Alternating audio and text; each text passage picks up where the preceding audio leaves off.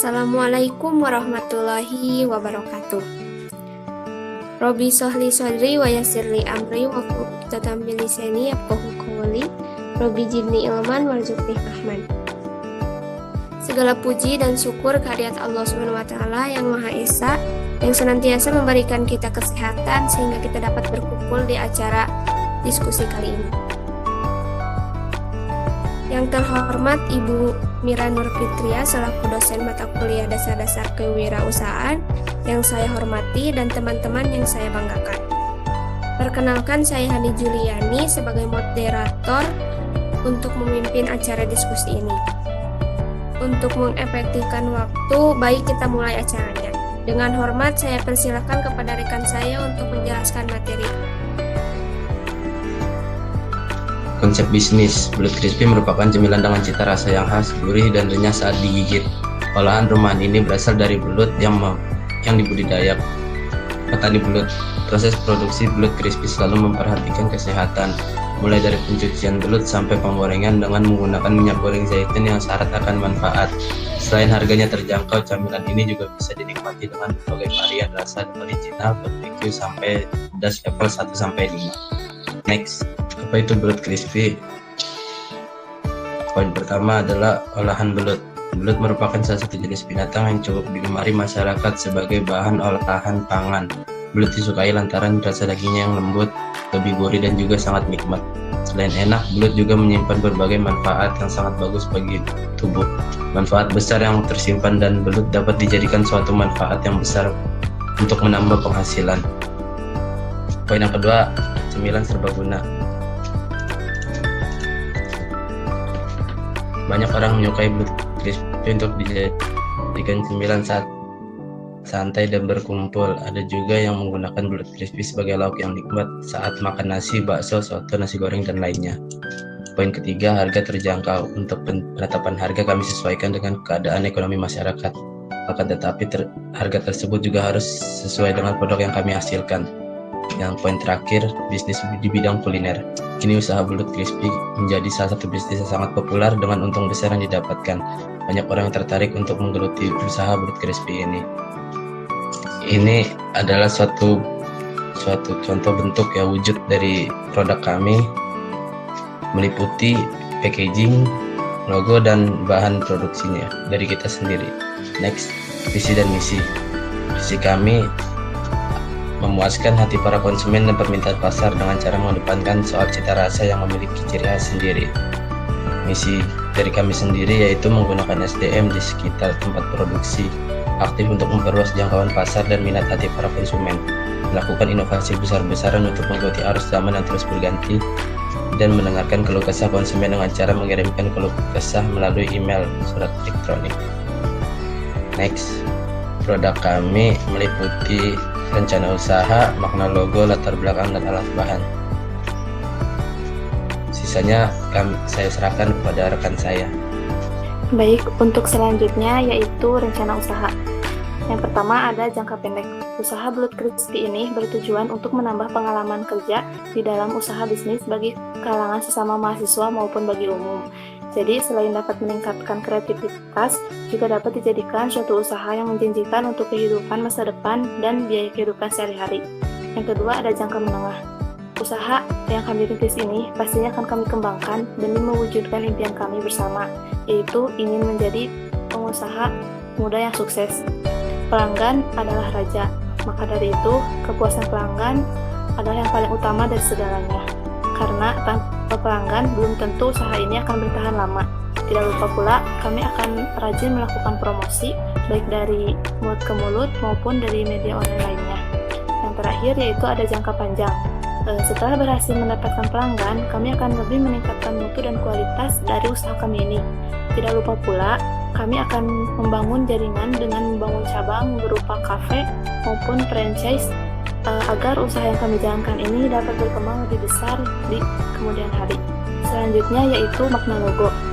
Makna logo yang pertama ada tulisan Katenzo dalam bahasa Sunda, artinya itu terlihat. Jadi artinya produk ini mudah ditemukan. Lalu ada kata dan gambar belut crispy. Olahan belut yang dibalut tepung Kentucky super crispy.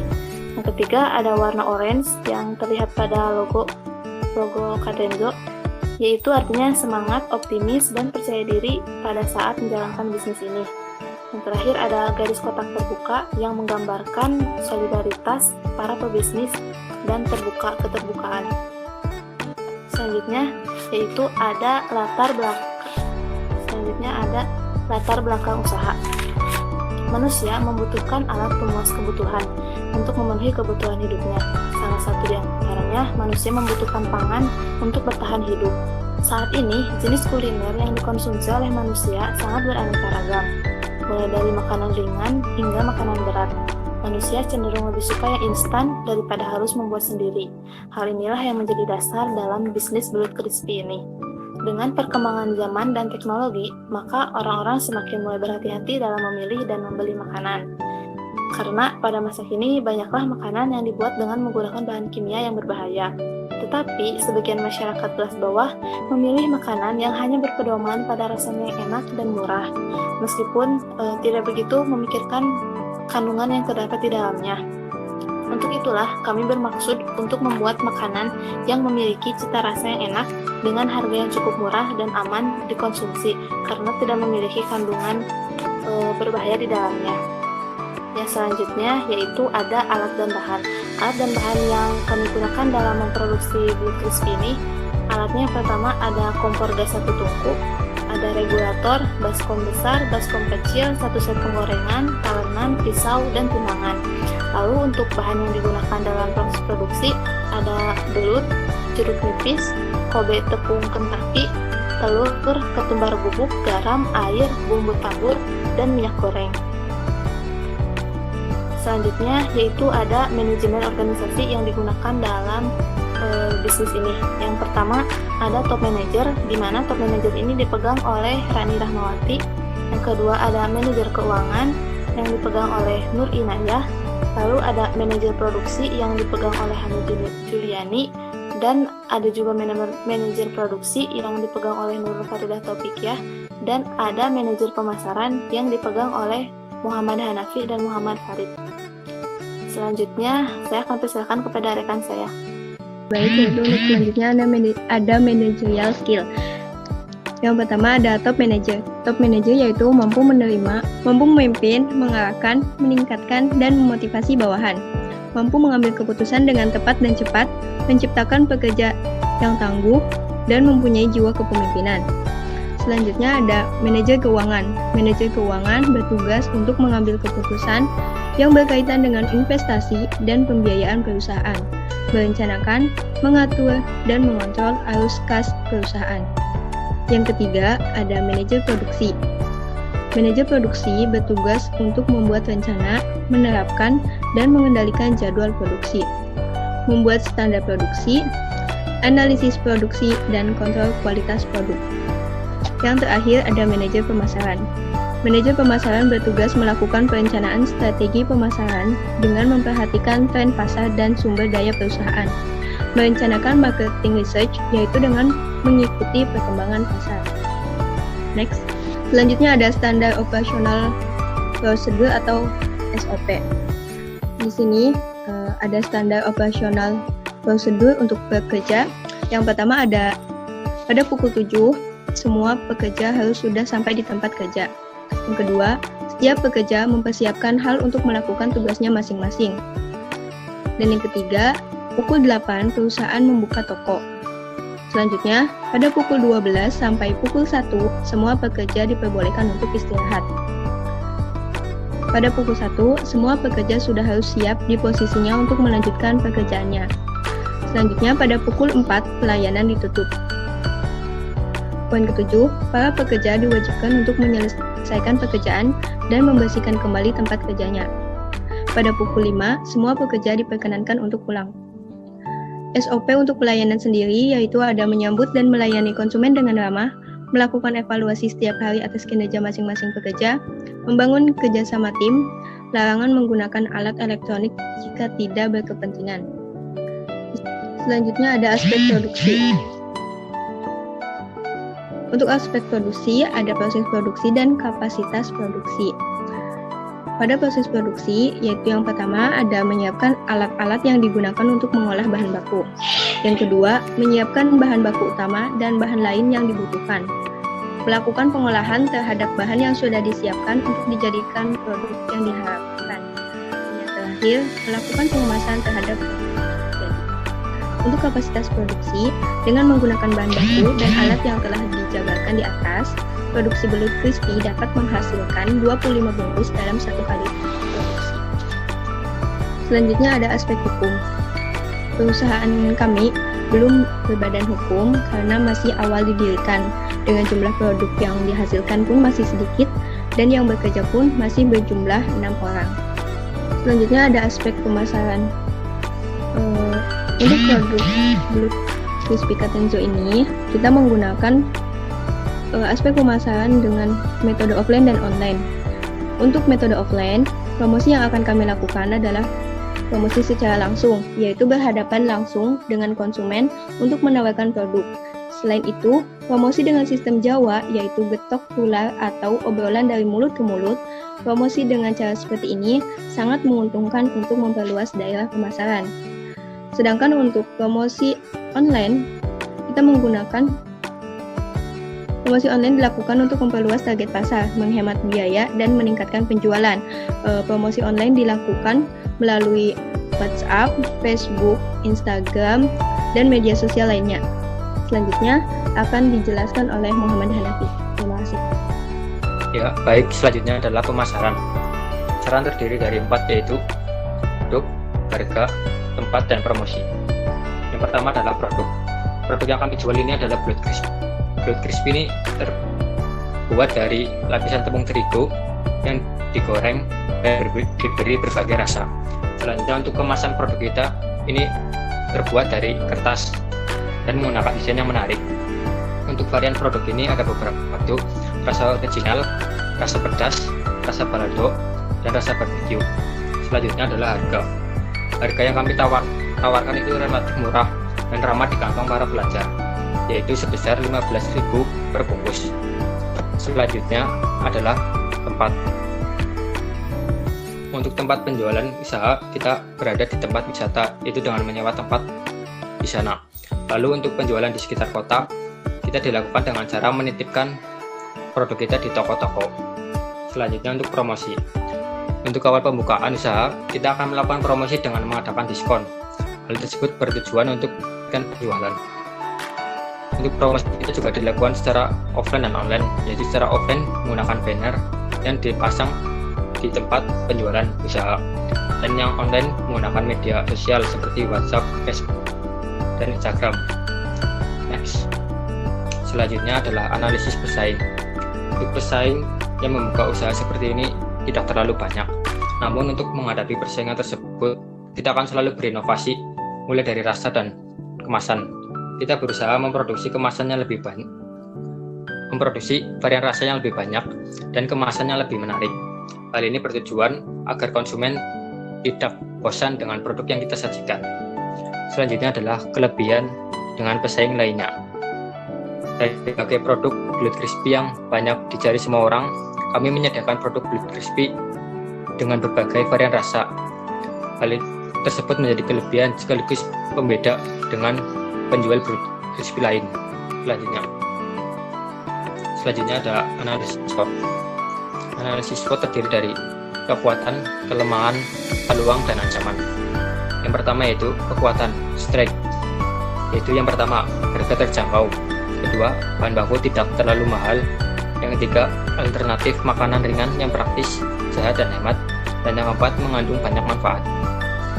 Yang kedua adalah weakness, yaitu kelemahan. Untuk kelemahannya sendiri yaitu masih diolah secara tradisional. Selanjutnya ada peluang, opportunity. Untuk peluang ada 3. Yang pertama, inovasi kemasan menjadi menarik, terdapat banyak varian rasa, dan yang ketiga, belum banyak yang menjual produk belut crispy. Selanjutnya adalah ancaman. Untuk ancaman bisnis ini yaitu produk mudah ditiru, lalu bersaing dengan makanan modern. Selanjutnya ada kelebihan dan kekurangan. Yang pertama, kelebihan. Pertama, harga terjangkau. Yang kedua, produksi dapat dilakukan di rumah. Dan yang ketiga, produk mudah dibuat. Untuk kekurangan, yang pertama yaitu persaingan pasar yang tentunya akan semakin ketat dan jenis hasil produksi ini mudah ditiru. Tips selanjutnya akan dijelaskan oleh rekan saya. Segmentasi. Segmentasi adalah pengelompokan konsumen menjadi beberapa kelompok sesuai kesamaan ciri tertentu. Pengelompokan geografi. 1. Tempat tinggal, diantaranya perkotaan dan perdesaan. 2. Pariwisata, diantaranya wisata alam, budidaya, wisata budaya, dan wisata kota. Pengelompokan demografi. 1. Usia, diantaranya anak-anak, remaja, dewasa, dan manula. 2. Tingkat pendapatan, diantaranya atas, menengah, dan bawah. 3. Status, pelajar, karyawan, PNS, dan petani. Yang ketiga, pengelompokan psikografi. 1. Gaya hidup, diantaranya pola makan teratur, pola makan sembarangan, vegetarian, dan orang yang suka memakan daging. 2. Kelas sosial, diantaranya tinggi, menengah, dan rendah. Targeting. Targeting atau penargetan adalah memilih calon konsumen dari kelompok konsumen yang telah dikelompokkan berdasarkan ciri tertentu untuk mengetahui mana yang cocok untuk ditawari produk kita.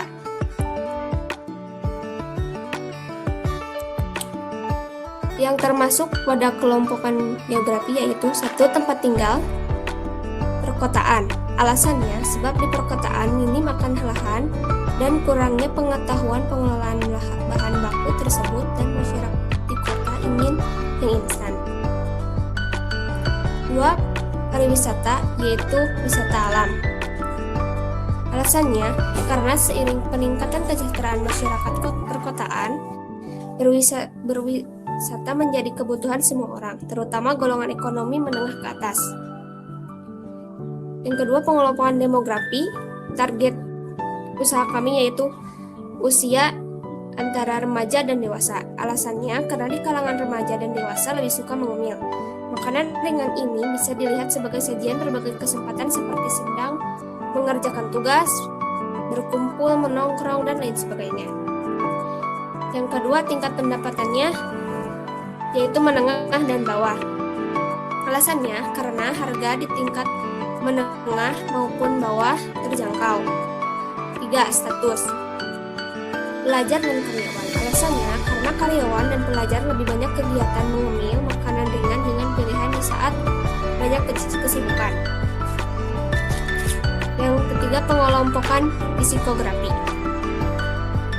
Target usaha kita sesuai pengelompokan psikografi yaitu 1. Gaya hidup orang yang suka memakan daging. Alasannya selain cocok untuk orang yang makan sembarangan,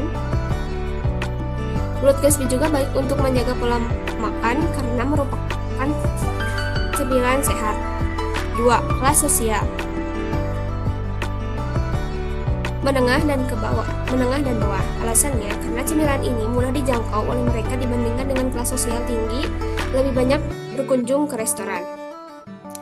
Positioning. Kebanyakan orang beropini bahwa mengemil itu kebiasaan yang buruk. Kami di sini ingin merubah pola pikir mereka dengan produk yang kami tawarkan berupa crispy belut. Cemilan yang terbuat dari bahan yang higienis, harganya terjangkau, dan diproduksi secara alami dan baik. Selanjutnya akan disampaikan oleh teman saya. Selanjutnya kita bahas pengeluaran selama memproduksi belut crispy. Next. Yang pertama ada biaya peralatan. Di sini ada kompor gas 1 tungku. Harganya 69.000, regulator 50.000, baskom besar 12.000, baskom kecil 21.000, satu set penggorengan 100.000, dan timbangan digital 70.000. Jadi total biaya untuk peralatan sebesar 322.000. Next. Nah, selanjutnya biaya bahan baku. Untuk belut ini ada 100 ekor, harganya 120.000. Tepung Kentucky Super Crispy 850 gram, merek Kobe 20.000. Minyak goreng zaitun 500 ml, merek Barokah Olive Oil 77.000. Jeruk nipis 250 gram 3.000.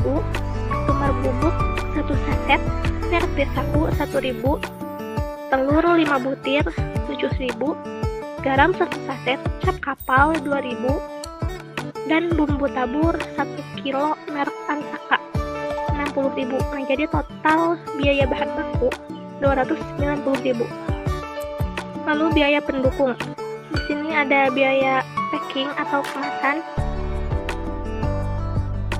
Jadi setiap satu kemasan itu harganya 1.000. Di sini kami ada 25 kemasan, jadi ada 25.000. Untuk gas 25.000, jadi total biaya pendukung 50.000. Nah, biaya operasional ada sewa tempat 100.000, biaya air 50.000, dan biaya promosi 100.000. Jadi totalnya 250.000. Next. Nah, selanjutnya aspek keuangannya. Kita hitung HPP-nya dengan cara jumlah biaya produksi dan biaya pendukung dibagi jumlah produk yang dihasilkan. Tadi disebutkan biaya produksinya 290.000 dan biaya pendukung 50.000. Jadi 340.000 dibagi 25 bungkus. Nah, jadi 13.600. Nah, di sini kita tahu biaya produksi satu bungkusnya itu 13.600. Nah, untuk harga jualnya ini dari HPP ditambah margin. HPP-nya 13.600. Untuk marginnya 47% dikali 13.600. Nah, jadi 13.600 ditambah 6.392. Hasilnya 19.992. Nah, kita bulatkan di sini untuk harga jualnya 20.000 per bungkus. Selanjutnya omset atau laba kotor. Ini bisa dicari dari harga jual dikurangi HPP. Tadi kan harga jualnya 20.000 dikurangi 13.600. Nah, jadi laba kotor per bungkusnya itu 6.400. Nah, selanjutnya laba bersih. Ini per bulan ya. Didapat dari biaya kotor per bulan dikurangi biaya operasional. Tadi disebutkan bahwa laba kotor per bungkusnya itu 6.400. Nah, kalau dalam satu kali produksi menghasilkan 25 bungkus. Nah, kita estimasikan dalam satu bulan kita bisa memproduksi 10 kali produksi. Berarti 10 dikali 25. Jadi dalam satu bulan kita bisa mendapatkan 250 bungkus. Nah, 250 bungkus dikali 6.400. Jadi laba kotor per bulannya itu 1.600.000. Nah, dikurangi 250.000 sebagai biaya operasional. Jadi laba bersihnya itu 1.350.000 per bulan. Nah, untuk BEP atau detik impas, ini biaya operasional dibagi laba kotor per bungkus. 250.000 dikurangi 6.400 sama dengan 39,25. Nah, kita bulatkan menjadi 39 bungkus. Selanjutnya balik modal. Modal awal dibagi omset. Ini modal awalnya dari total dari biaya peralatan, biaya bahan baku, biaya pendukung, dan biaya operasional. Ditotalkan menjadi 912.000 dibagi omset 6.400 sama dengan 142,5. Nah, kita bulatkan menjadi 143 bungkus. Nah, untuk selanjutnya BMC akan dijelaskan oleh rekan saya. Silakan. Ya, saya lanjut ya. Bisnis model kanvas yang pertama itu ada key partners. Key partners atau kerjasama meliputi petani belut, supplier, toko, warung, dan swalayan, dan multigrafika.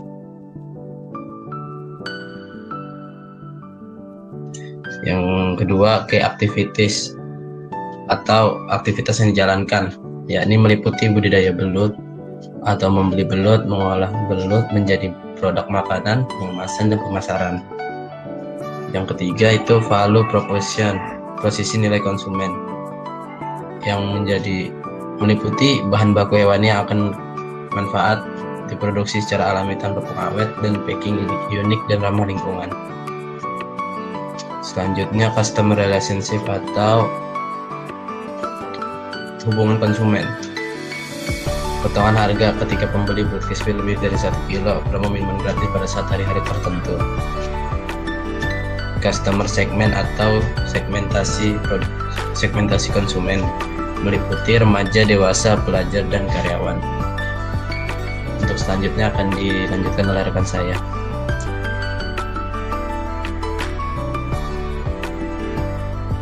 Baik, untuk di hasil yang selanjutnya yaitu ada channels. Channels itu saluran, jadi kemana kita memasarkan produk.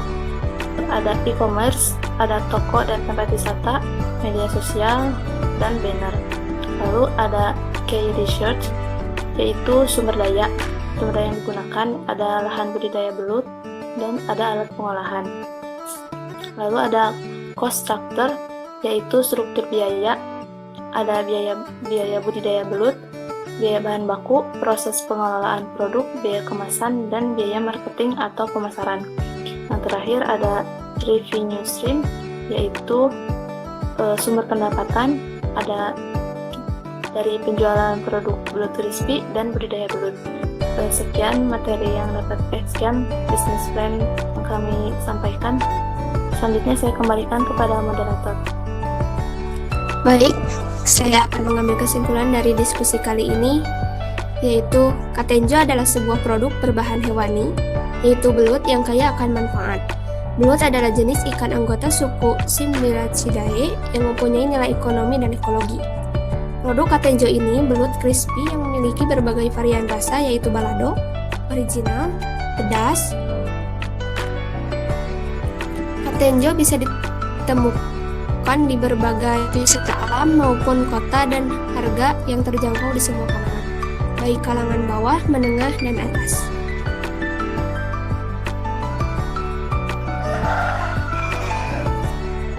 Baik, alhamdulillah acara diskusi kali ini dari awal sampai akhir sudah selesai. Semoga bermanfaat bagi kita semua.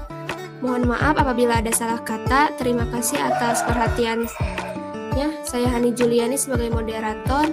Izin menutup acara dengan membaca hamdalah. Alhamdulillahirabbil alamin. Wassalamualaikum warahmatullahi wabarakatuh.